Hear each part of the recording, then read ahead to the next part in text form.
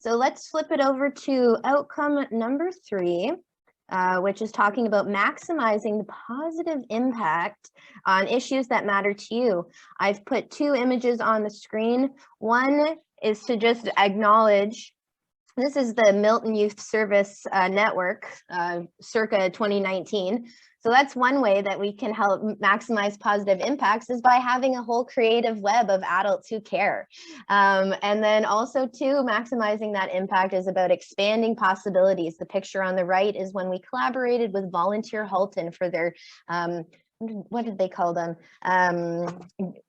Focused conversations, and they had us come in about youth engagement and volunteerism on 2 separate occasions. And that really, like, having that chance to shine and to have your voice heard, I think are 2 key elements that I've noticed in maximizing positive impact. But hey, what do I know? Why don't we hear from people who also are in the project? So let's ask some of our speakers to share what they think. Okay, so hey everyone, my name is Manya, and I'm just gonna share my HYI experience and what we did. So I first joined the HYI because of a volunteer search website. I was looking for volunteer hours and I stumbled upon the Halton Youth Initiative. This was when COVID-19 had just started, and I actually had recently moved to Canada from the US, like in February, and then I searched volunteer hours. For this reason, I was really new to everything here, and I barely had any friends because school closed like down right when I got here. And I was interested in joining the HYI because I was in need of making connections, and I personally wanted to make a difference in our community with like-minded people. I remember the first thing I did was email Lily and ask her if I could join the team.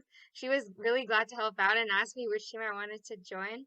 And something that immediately sparked my interest was how the community builders team were working on helping the deaf and hard of hearing community. I was really passionate about fixing the misunderstanding between the hearing and the deaf community, so I joined that team. I remember at my first meeting, the adult lead was Siobhan. She was so welcoming and really nice, and then we did an icebreaker. This was great because I got to know everyone better. And then we split into breakout rooms and everyone welcomed me personally. And I remember how organized their meetings were. They had like a daily agenda and action items. And since they were so organized, it made me feel like they actually were really serious about making a positive impact on the community. This made me feel a sense of belonging because we were a like minded community focused on one goal. Together, we came up with a plan to have a fundraiser for Silentvoice, which is an organization that helps the deaf community in Canada. Before we started the fundraiser, one of the members from the organization personally came to teach us basic American Sign Language. This was like one of my favorite experiences from the HYI because I always wanted to learn ASL. Like that was something in my like list of things to do. And then when I met like a person from the deaf community, that encouraged me even more. And I like even like continued learning ASL in the summer as a side hobby. And for the fundraiser, we decided to make handmade bracelets and sell them online. This was mostly with the help of Lily because she literally like gave us like bracelets to make and like gave it to us at our homes, like dropped it off and everything. And that was like really fun as well. And we raised a reasonable amount of money for Silentvoice, and they were like really grateful for the donation. And soon after the fundraiser, we moved into the second phase of HYI, where we had like new groups and teams. And that's when I had to like kind of leave my previous team, which was actually kind of saddening, but I was excited to join like new teams. And I joined the service learning team and continued on with that. And that's when I met Lily for the first time. And she was like, and she actually reached out to me first asking if I would like to be one of the team leads for the service learning team. And at first, I was like really nervous, but I said yes because I was really looking for a challenge. And I was glad I took that challenge because being a team lead was like really helpful and it made me open up to everyone. I would sometimes be in charge of leading the weekly meetings and making sure everyone on the team completed their action items. And leading a meeting really improved my confidence, and I also became a really good speaker. And then, like, to conclude, I found my experience with the HYI really impactful and positive. And like, I was really new to Canada at that time, and like, Halton Youth Initiative was like the place where I knew I had like friends and like a place to belong. And I think that like every youth should get this type of opportunity at least once in their lives. And once again, I just want to say thank you to Lily because she's seriously like amazing. Thank you. Yeah, thanks so much, Manya. And just to kind of continue on the conversation, so my name's Tina, and for this last point, I kind of want to talk with a focus on a theme of like a two-way impact and youth leadership. So like a positive impact on both the volunteer or myself and the community and like issues in the community. So I think the biggest thing that I took away from my time with the HYI was better leadership skills. So Siobhan, our coordinator at the time, had asked me and Angel, who's a peer, to be youth leads for the Creative Spaces team, as we had been with the org for a longer amount of time. And my role as a youth lead really was the catalyst to my personal development and my confidence. So after my time with the HYI, I had so many soft skills that I could use in other environments, beyond this organization. So I want to talk more specifically about our Indigenous Medicines event, which was actually one of the first events that we had hosted as a team, led by myself and Angel. So we had invited Val King to come in and share her experience as an Indigenous knowledge keeper. So she's a holistic counselor and activist who's lived on the Mississaugas of the Credit all her life.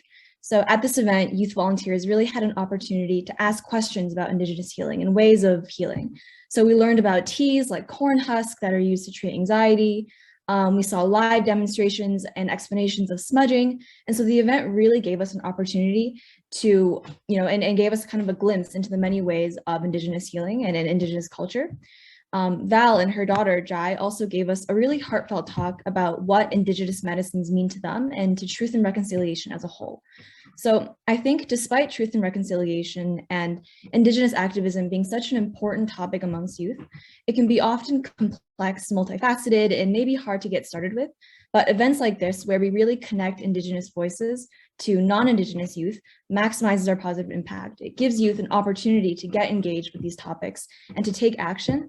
And it really got me personally more interested in alternative ways of healing as, a student who's looking to get into healthcare and university.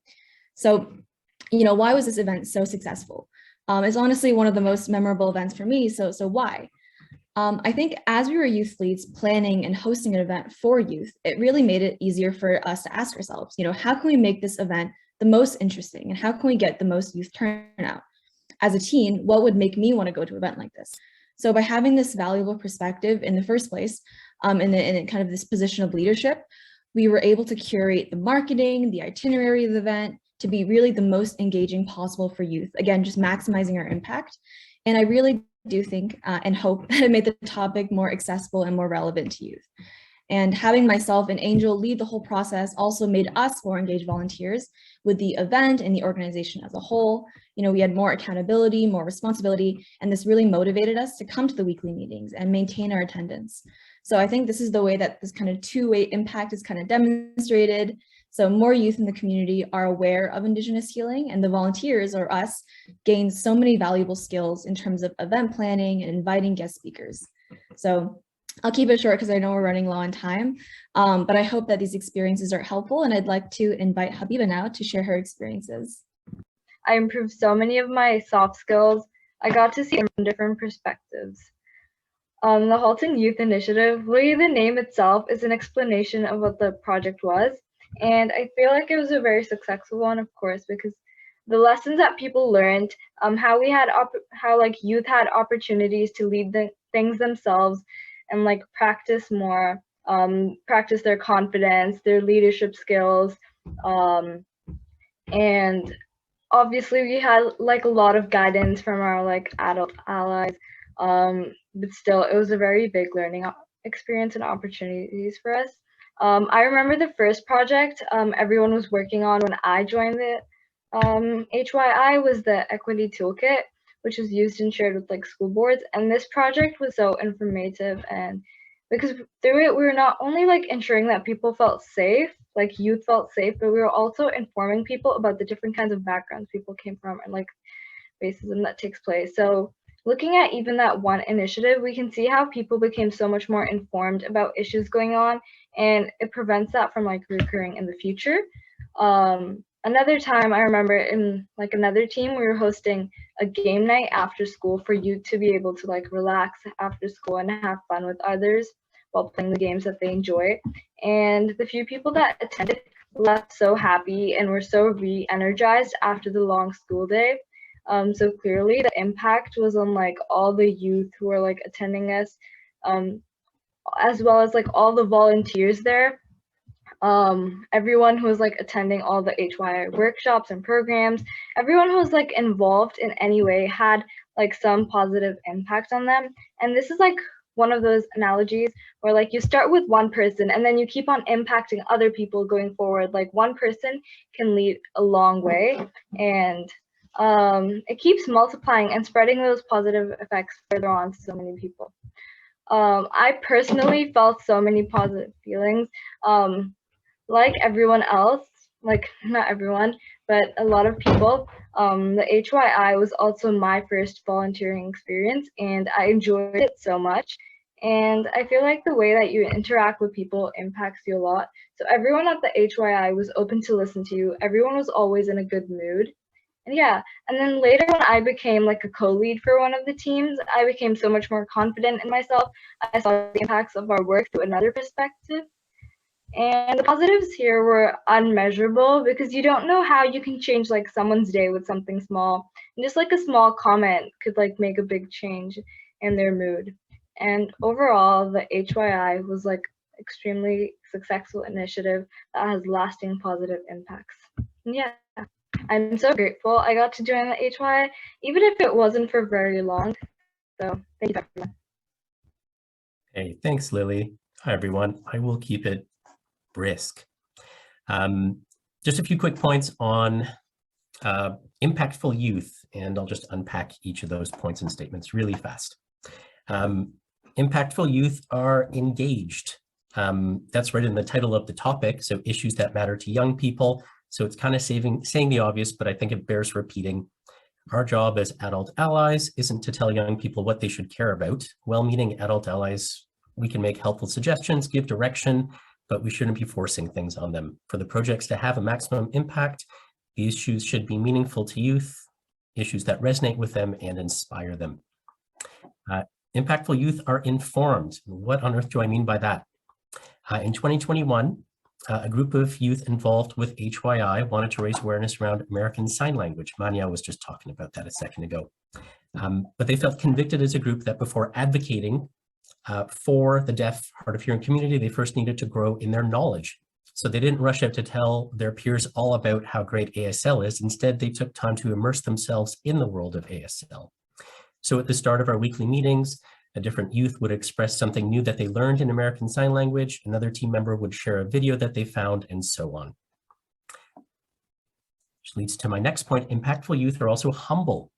Youth appreciated, in my experience with HYI, youth really appreciated learning directly from people in the communities that they wished to champion. So I'm a librarian, so I'm grateful for all the rich resources we can quickly and conveniently access. But as we know, reading a wiki article or watching a video, attending a quick lecture doesn't make somebody an expert or an advocate. So with the ASL project, it was really encouraging to see our youth members ask about the possibility of connecting with folks in the deaf community, not simply as an outreach opportunity, but also as a learning opportunity for them. So we spent 6 weeks learning ASL with the good folks at Silentvoice Canada, which is a charity who work with the deaf community and their families in an ASL environment. And during our journey with Silentvoice, we sharpened our ASL skills, had many opportunities to ask questions, learn, laugh together, build relationships, have some of our assumptions challenged, and in the process find a great service opportunity for the youth, which involved raising money for other youth to attend a summer camp put on by Silentvoice. And last point, in fact, impactful teams value the journey. So I appreciated Lily's reflection question in her paper there. How do you measure impact and success? So if our measure of success is tied to things like efficiency, productivity, and reach, we would count much of the work of HYI as quite successful.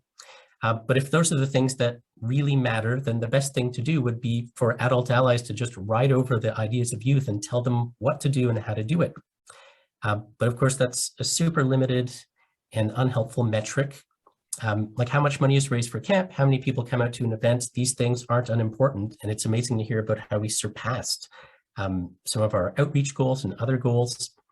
But investing in youth means taking a long game approach. And when we do that, we see that these activities and projects through HYI, we see them in a more balanced way. We recognize that time spent, for example, learning ASL for 6 weeks and learning about the deaf and hard of hearing community is actually really valuable and is a necessary and important step to becoming effective advocates. And as adult allies, we recognize that trusting youth and empowering them to take ownership and try on different hats, to learn about their passions, learn about collaboration and leading, developing soft skills, discovering their unique gifts, and even making some blunders along the way is setting them up for a life of flourishing. I think Lily said at the top of this meeting that investing in youth is investing in our future. She put it better than that, but something along those lines. And I firmly believe that. So when we see things in that balanced kind of way, suddenly we aren't so crushed when only 5 people engage with a social media post. And that's all I have to say.